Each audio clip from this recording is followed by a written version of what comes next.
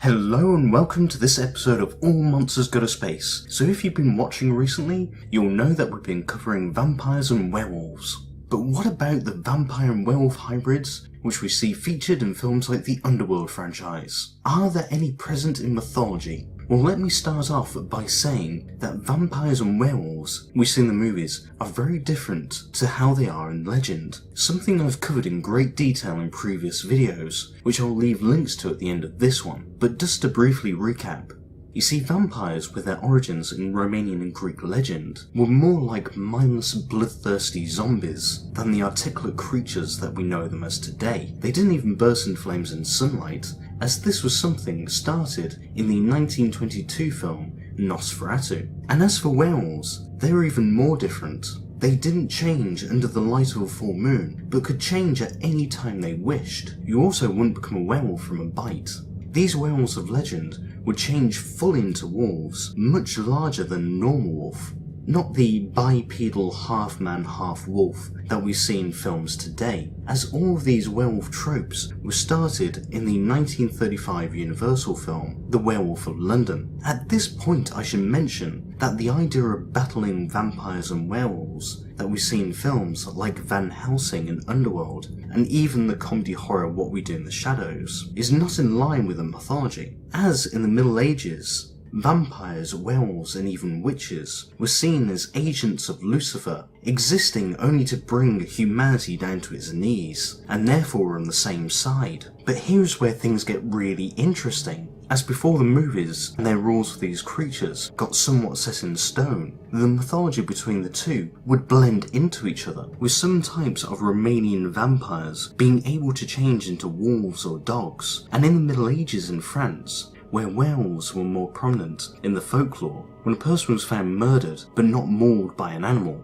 but the authorities still wanted to blame a werewolf, it was thought this was a vampiric werewolf that in wolf form was able to drink the blood of a person without spilling a drop. This trend of blending the mythology has continued somewhat in popular culture, as for example in Bram Stoker's Dracula.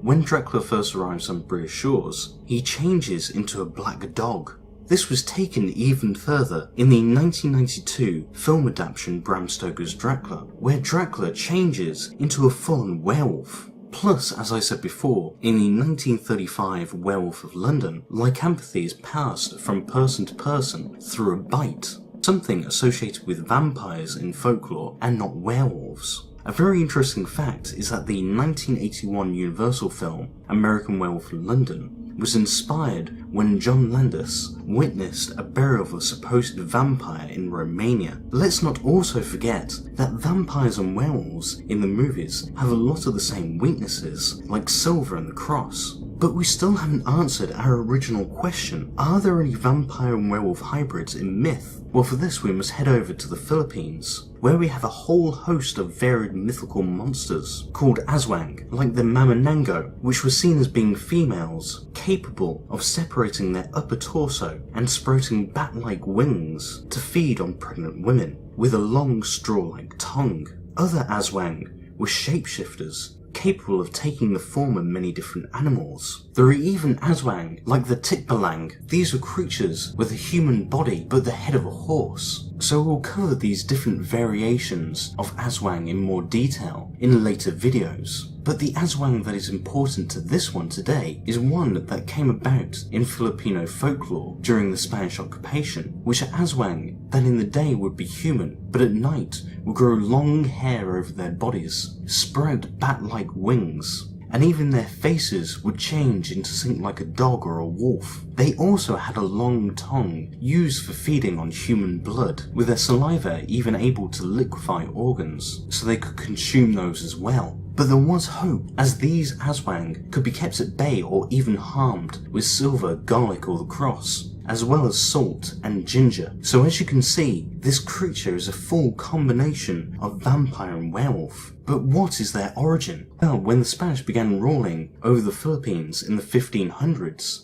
they needed a monster that they could accuse people of being, so they could be executed without a fuss if they challenged Spanish rule. A lot like the Salem witch trials of America and the werewolf trials of France. So the Spanish took Aswang, like the Mamanango, the shapeshifter, and the Tikbalang, and put them together as a base. to firstly streamline the mythology, a tactic used by invading forces going back to the Roman Empire. The Spanish then added traits associated with vampires and werewolves of European legend, creating this true hybrid between the two. But did this work? Well, yes. The Filipinos were quick to adopt this new creature, and anyone who pointed out that the growing number of Aswang started after the Spanish occupation were clearly Aswang who were covering for themselves and were quickly executed. This Aswang being kept at bay by the cross meant that everyone would carry a cross with them at all times. This spread Catholicism throughout the Philippines incredibly quickly, and anyone who wasn't a Catholic, you guessed it, the Spanish would accuse of being an Aswang and execute them. Today the Philippines are independent and free of Spanish, Japanese and American rule. And though the Spanish have had a great influence on the Philippines, with approximately 95% of Filipinos being Catholic, they are unable to streamline the mythology, with these vampire and werewolf hybrid Aswang being just one of many different variations. And the Filipino people being able to retain their culture is great credit to the Filipino people's spirit. So there we have it. Vampires and werewolves are not as different as you might think, with some hybrids even existing within mythology. So as always, if you've enjoyed this video, leave a like and subscribe, and I'll see you in the comment section and on Twitter.